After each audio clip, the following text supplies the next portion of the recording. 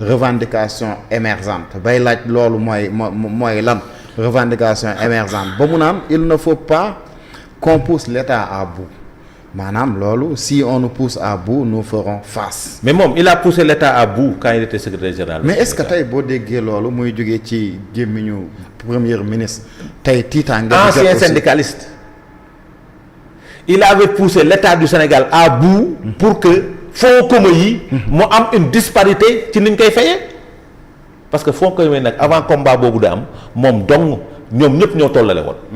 excepté les directeurs et les directeurs généraux mais moom moo porté combat bi bloqué impôt et domaine impôt et domaine perdre 50 milliards pour ñoom ñu am gain de cause parce que aussi la vocation de l'État c'est de prendre en charge la question des Sénégalais mais fi mu taxawoon moom démb ak barke démb pour am gain de cause boobu au niveau des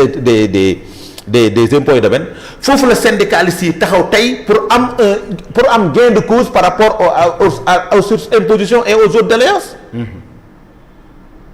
gis nga nit koo gis bëgg na am avancement ci liggéeyukaayam ci traitement salarial effectivement Ousmane Sonko premier ministre impôts et domaines su amaan 800 000 ca la yem tey mi ngi fayee ko 4 millions et quelque waaw jàngalekat bi bëggul loolu bëgg na ko bëgg na am salaire bi parce que jàngalekat lu ñu ko fay ci salaire xeeb na ko lu ñu ko fay nag xeeb na ko parce que day liggéey ci classe ba day liggéey ci biir kër ga mi ngi liggéey ci classe ba mi ngi préparé ci biir kër gi ñun suñu paree fii suñu jógee suñu bureau yi suñu paree suñu biir kër dañuy dem tëddi nelaw jàngalekat bi fekk ko fa man mi am expérience bi da nga daan préparer fiche ba 3 heures du matin nga jóg dem defi classe à 8 heures amul benn corps fii à part les médecins buy xëy ay tout ça buy xëy 8 heures 8 heures de temps heure de travail jàngalekat ko fii def amul beneen corps ak médecin ak les agents de santé mais sinon amul keneen ko fiy def jàngalekat la ñuy yenn yóbbu ko fu nga lim bi amu fa ndey amu fa baay amu fa connaissance amu fa kenn ñu jeté ko au pâturage mu dem installé wu fa former des enfants kooku mérité wul salaire bu rëy kooku il mérite plus d'1 million de francs par mois kooku il le mérite yow soo ko yée jàngalekat am na droit porter combat pour augmentation salariale am na ci droit te nag moo wax askanu Sénégal ne leen dans la stratégie de combat li ñu doon xeex ak Macky Sall ba am ko ba pare mënuñu woon am leneen lu ko ëpp waaw wala déet parce que Macky Sall defal na leen teranga lañ ñuy def mooy dañuy fexe nu Macky Sall dem ak kii ba keneen ñëw pour ñoom it ñu corté yeneen combat dem am leneen lu ko ëpp Macky Sall su defee 50 xanaa ñii war nañ mën a def 25 il ne doit pas faire moins que Macky Sall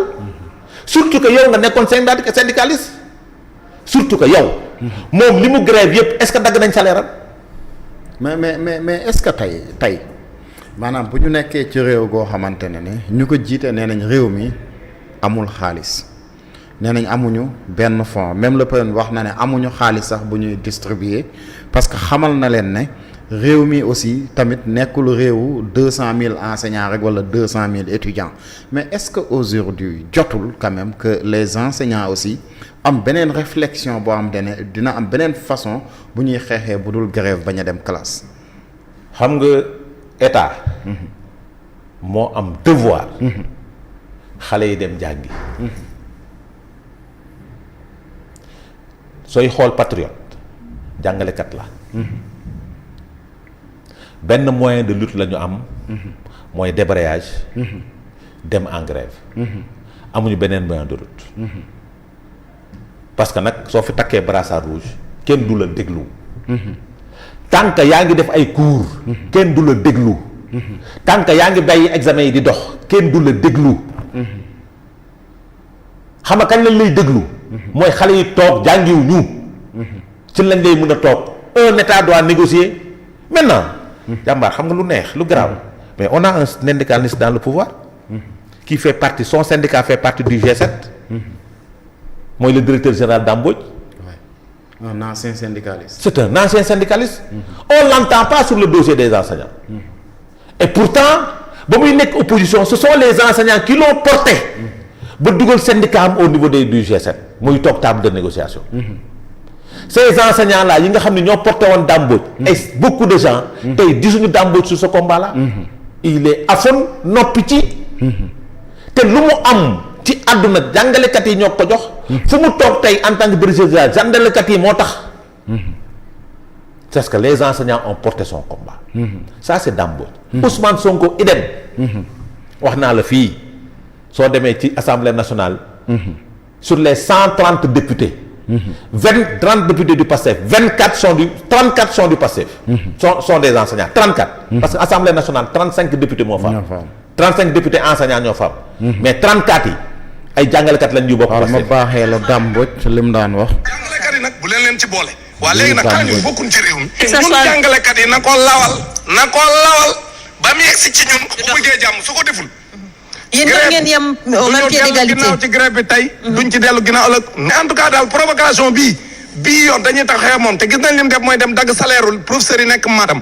yi nga xam c'est des professeurs contractuels pour diviser ñu loolu on ne l'acceptera pas parce que li ñu gëm mooy ni mu ko daggee baaxul parce que nombre de jours de grève ak li mu dagg bokkul amee jàngalekat yi ñu dagg 100 000 francs et dem dagg salaire yi nu mu la neexee kenn du ko fi nangoo c'est ça Dame Mbodj là qu'on parle mais kooku la ñuy wax c'est-à-dire te li muy kaas nii ca jamonoy Macky Sall la woon moom moo xew nii tey te kenn déggu ci ma rappeler askan bi ne leen ba mu amee ca jamonoy Macky Sall ba ñu toogee autour de la table de négociation Macky Sall dafa remboursé dafa remboursé li mu daggoon dafa remboursé li mu daggoon d'accord loolu ku responsable moo koy xam mais daam mi doon wax lii tey démb kenn déggu ko tey on a plus coupé plus que li di grève les nombres de jours de grève plus nee naa la am na jàngalekat bu ñu dagg 218 000 francs ci salaire am na jàngalekat yoo xamante ne grève ñu ñaari fan dagg nañ leen 75 000 francs te grève ñu ñaari fan mais xanaa jotuñu rapport yu baax dama ne suñu xaw ma ndax jot nañ parce que rapport yi tamit ce sont les principaux directeurs yi ñoo koy def les principaux d'école les ak ñooy def rapport yi yóbbu au niveau de l'inspection jël ñooñu def rapport yi yóbbu au niveau du sommet du ministère ñooñu ñoo koy def ñooñu suñu defee rapport yi c'est sur la base de ces rapports là la ñuy def ponction bi mais sooy ponctionné nga xool le nombre de jours ba pare sooy ponctionné nga respecté li nga xam ne moom mooy def mais Ousmane Sonko qui a 34 enseignants comme député waroon naa mën a rus dagg salaire du jàngalekat parce que xam na ni les enseignants l'ont porté. mais aujourd'hui lan moo war a nekk solution bi mooy toog waxtaan le président de la République dañuy toll ci bonne situation boo xamante ni et puis c'est pas au premier ministre de faire dans du gatsa avec les enseignants de dire aux gens te tey suñu bés bu état defee face aux enseignants état bi mooy perte yaakaar nga ko xamu tax xale yi duñ jàngi on va tirer tout droit vers une année blanche qui perd. mais est-ce que enseignants yi aussi loolu baaxul si ñoom parce que tamit ku ñu jot a couper sa salaire boo jàngale waatul ñu couper waat demaatoo ñu couper waat bu yàggee. tôt ou tard da nga ko fay sa njaboot. tôt ou tard da nga ko fay ça ne doit pas se passer comme ça moo tax ma ne la. yow da nga jàpp ne tey enseignants yi maanaam mesures yi ñu jël du tax ñu reculer d'un iota. du ñu reculer d'un iota parce que li ma lay wax. moi j'ai la déclaration du chargé de revendication du SAEMS baaxul du ñu reculer un iota tey lay gën a metti parce que tey jii dañoo def décalage suba dañuy def grève générale te rewul dagg nañ tey lay gën a metti ci état bi xam nga fu ñuy mujjee ils auront la population contre eux parce que seen doom yi duñ jàngi du moom moo taxaw ci télé bi ne sama doom dama ñëw ne ko looy dem fii mu ne ma demee solidarité mu ne ko sa papa ngay xeex regarde la lecture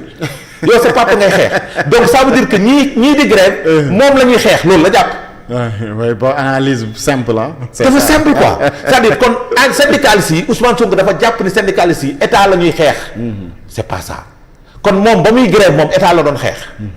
déedéet syndicalistes yi ils défendent les intérêts des travailleurs des enseignants. défendre les intérêts des enseignants xeex état la déedéet du xeex état moo war a mettre les enseignants dans les conditions de faire des résultats parce que yaa soxla résultat yow mi soxla résultat yow yaa war a mettre enseignants yi nga xam ne du ñu am problème du ñu am souci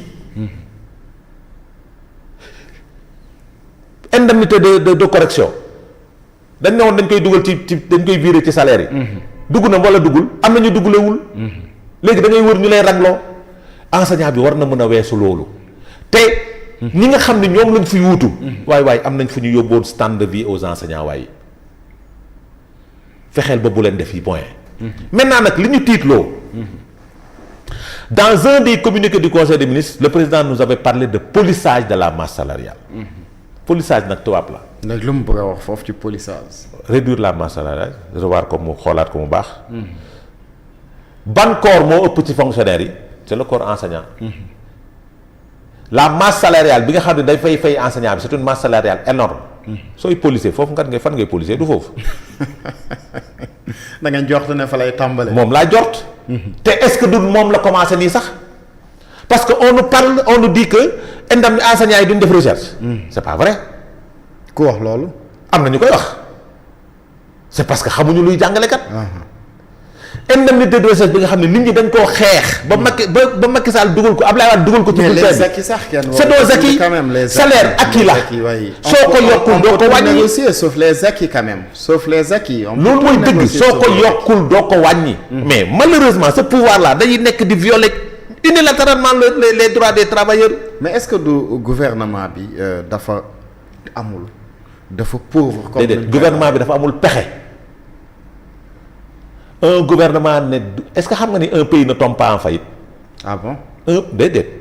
un pays ne peut pas tomber en faillite. mais ñu dem 4e sous-sol kay weesu nañ faillite xanaa. un pays ne tombe pas en faillite. ah mais lu tax kon ñu wax ñu dañ nekk 4e. dañoo amul pexe ñoom dañoo mënul. d'accord suñu mënoon. du situation réew mi du toll fii. mais comment Macky Sall faisait pour payer les salaires. comment Macky Sall faisait pour augmenter les salaires.